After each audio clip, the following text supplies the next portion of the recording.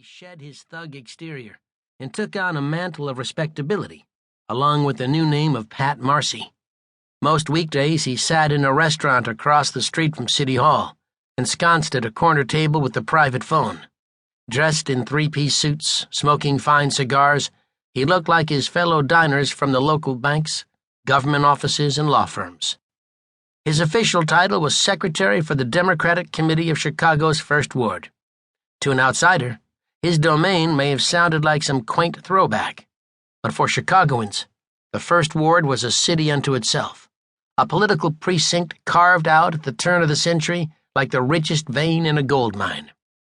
It extended from the slums and factories south of the city, through the central business district, up to the very wealthiest neighborhoods of the Gold Coast. And to see the company Pat Marcy kept at lunch, you'd think he was the mayor. Aldermen, state legislators, judges, congressmen, city officials, police chiefs, and union leaders all regularly shared meals or dropped by to show the deference reserved for a man of great influence.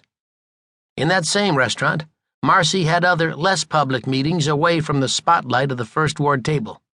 Thursdays, he would spend a few minutes in a booth with one or the other of the outfit's most notorious team of hitmen. Out in the adjoining lobby, his office workers rushed past, and where no FBI bug could eavesdrop, he barked at lawyers and politicians, demanding that cases get fixed or kickbacks get paid. In bathrooms and unmarked offices elsewhere in the building, he conferred with the elderly bosses at the top of the outfit.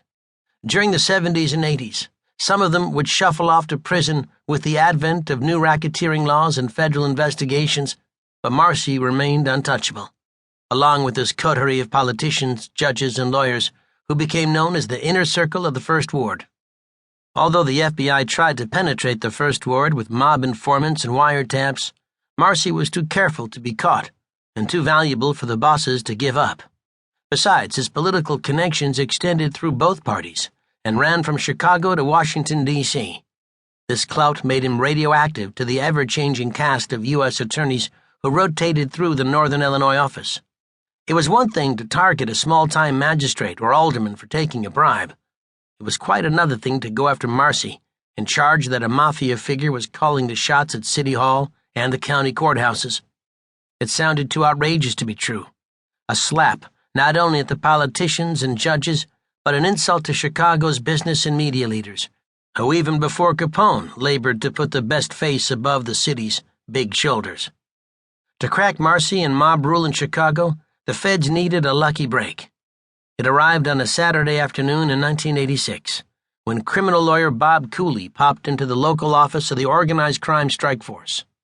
By chance, the chief attorney happened to be in, catching up on paperwork. When he asked what Cooley wanted, he replied, "I'd like to help you destroy the First Ward. I'd like to help you destroy Pat Marcy." Cooley was the last person that Pat Marcy or the mob bosses would have expected to turn on them.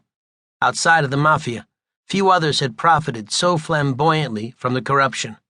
For 4 years, Cooley personally handled most First Ward criminal cases involving outfit soldiers and associates, and it helped make him rich. He took payment from his clients only in cash, and at times didn't know what to do with it all. He might bet hundreds of thousands with bookmakers, buy a health club, or put up the money to start an Italian restaurant. Although he had a natural flair for the courtroom and won many cases legitimately, he let his clients know he would do whatever it took to get a favorable verdict. He solidified his reputation as the ultimate fixer when he paid off a law and order judge to get an acquittal on a murder charge for Harry Aleman, a hitman dubbed the outfit's killing machine. Unlike the other mob lawyers, Cooley's relationship with his clients went well beyond the courtroom. He was the life of their parties, hanging out with the young bucks at the hottest bars and nightclubs, dining at swankier spots with the older bosses. He bet with the mob's bookies, traded girlfriends with the crew leaders, and on some occasions got in fistfights with them.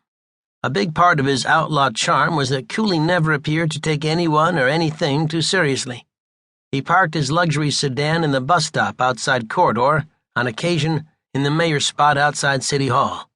He wore a gold chain and open-neck shirt in court when everyone else wore ties. He brought his dog into fine restaurants and office buildings. But however affable Cooley looked to the outfit from the outside, he was boiling inside, deeply conflicted.